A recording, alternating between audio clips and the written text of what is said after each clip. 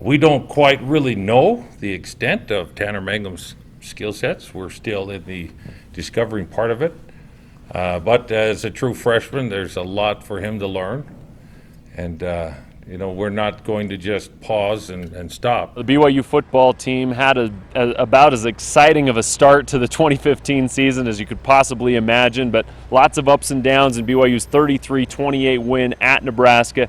I'm Jared Lloyd, BYU football beat writer and sports editor for the Daily Herald. Joining me, Darnell Dixon, BYU football columnist. And Darnell, let's touch on that first. Let's talk about that Nebraska game. No one can stop classic. talking about it, right? It was a pretty amazing experience to be there and experience it in a stadium with 90,000 people expecting their team to win, and it didn't happen for him. Taysom's tucking and running and getting yards, and we're looking downfield to block.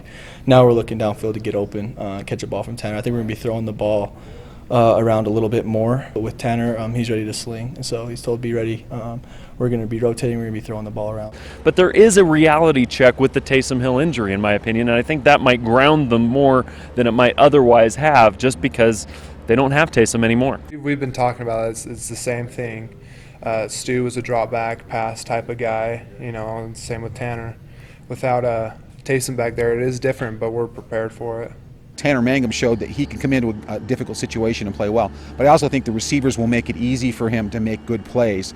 I mean, that's one of the greatest things you can have as a young quarterback is to have an experienced O-line, experienced wide receivers, and experienced running back. It takes ton of pressure off him and makes life a ton easier for him, because not only is he having to take control of the offense, but we can, take control of it ourselves and take a lot of pressure off of him. It'll be a tough match. Boise's a good team. They always bring good stuff, a lot of trickery. You got to keep discipline against Boise, and I think it'll be a tough battle. I think we match up well. Yeah, Boise State comes in as a ranked opponent, so BYU will be playing, I think they're 20th and 22nd, I believe, in the two polls. So BYU takes on a ranked opponent in Boise State Saturday night. It's an 8:15 p.m. start.